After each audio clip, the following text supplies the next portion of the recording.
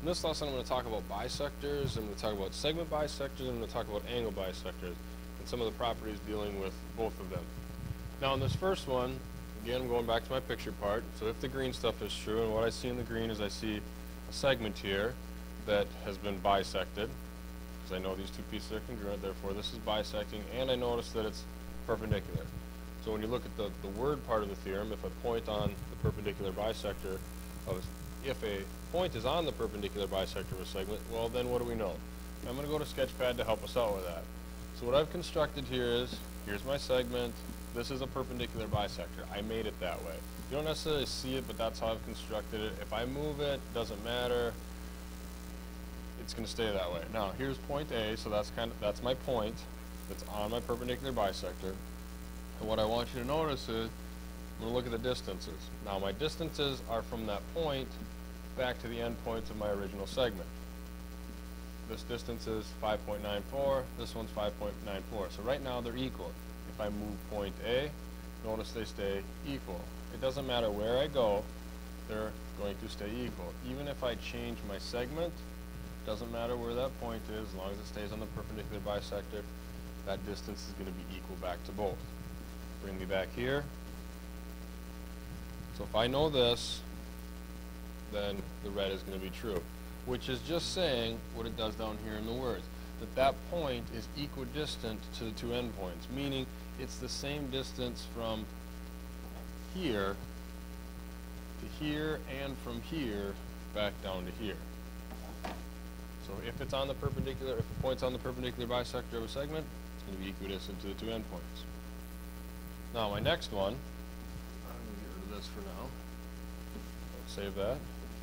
My next one looks like this. So now I have, I guess I didn't put the words on this one, I apologize, I think they show up on the next slide.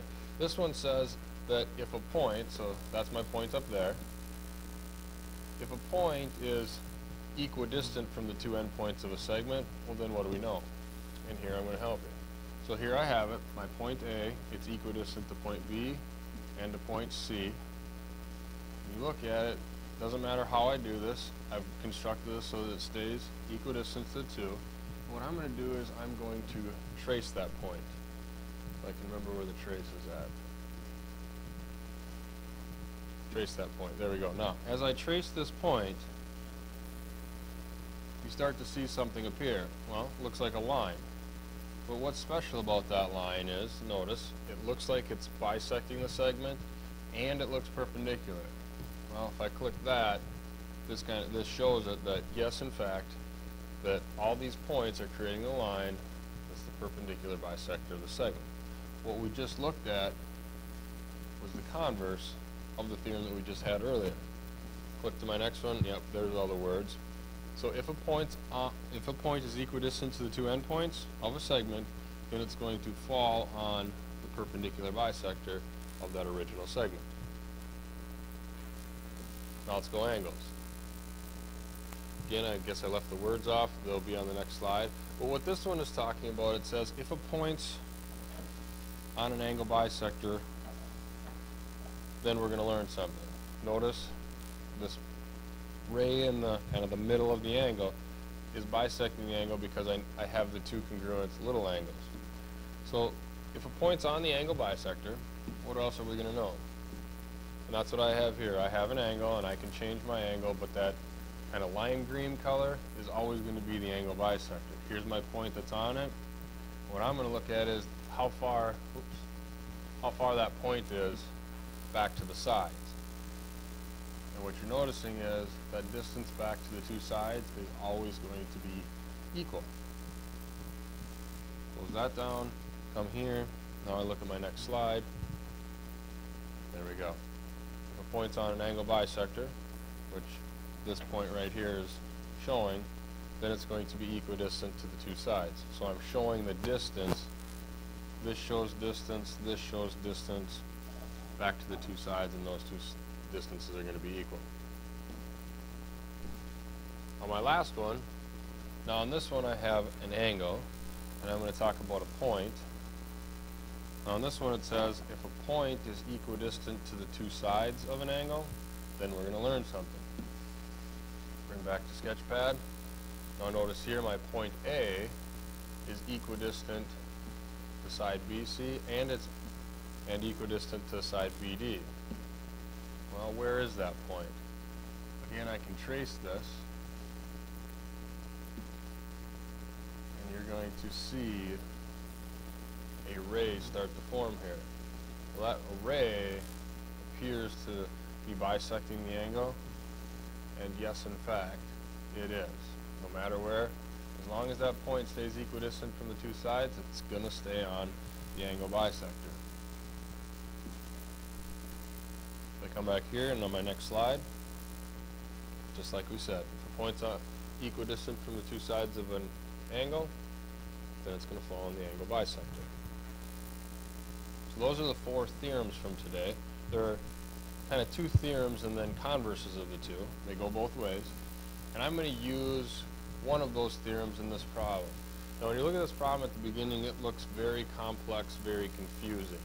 So what I've done is I've used color to try to help us identify different pieces in this triangle, because there's definitely a lot going on. But it tells us that line L, line M, and line N are perpendicular bisectors of the triangle PQR, which means they're perpendicular bisectors of the sides. So when I look at line L, just to highlight it, well, that's the perpendicular bisector of segment PR. If you go to, say, line M, now that's the perpendicular bisector of side PQ. And I can show you the other one as well. I will not. What I need to do is I need to figure out my values of x, y, and z. Well, I notice that the x, y, and z are part of lengths of different pieces that are in this triangle. So I look at this, I'm going to look at x first. It tells me that from Q to this point T is 2x long. But I also look at this and I go, well, from R to T is 8 units long. Now being point T is on line N, let me highlight this. What color? I'll use black. Here's line N, which remember, line N is a perpendicular bisector of segment QR. So if a point is on the perpendicular bisector of a segment, it's equidistant to the two sides. I misspoke there. The point T is not going to be equidistant to the two sides of the segment, it's equidistant to the two endpoints. So my distance from T to Q and my distance from T to R are going to be equal. Well, that tells me that 2x and 8 are going to have to be equal. So I'm just going to write that. 2x and 8, we said, are going to have to be equal. Now I have an equation that I think is going to be pretty straightforward to solve. I'm going to divide both sides of my equation by 2, and I just found out that x equals 4. One variable down, 2 to go. I'm going to get rid of that so it doesn't create more confusion. I'm going to get rid of that. Now I'm going to go to point y. Well, point y, or excuse me, not point y, variable y, that's part of the green length. It tells us that from point P to T is 3y minus 1. Well, we already know that from point T to R is 8. And again, T is on now that perpendicular bisector of segment PR. Therefore, the distance from T to P and the distance from T to R are going to have to be equal. Now in this one, I can then use those two distances. My 3y minus 1, my 8, those are going to have to be equal. Solve an equation, and I'll have it. Again, this one's going to take, whoops, I didn't want to use that color. This one's going to take a little bit longer, not a whole lot though. Add my 1 to both sides. So now 3y is going to equal 9. Divide both sides by 3, and I just found out that y is going to have to equal 3. 2 variables down, 1 to go. Now my last one is just going to be the z. Well, z is just part of one of the sides, segment PR. Well, again, I'm going to come back here to this segment. It's the perpendicular bisector of segment PR. Well, that's telling me then that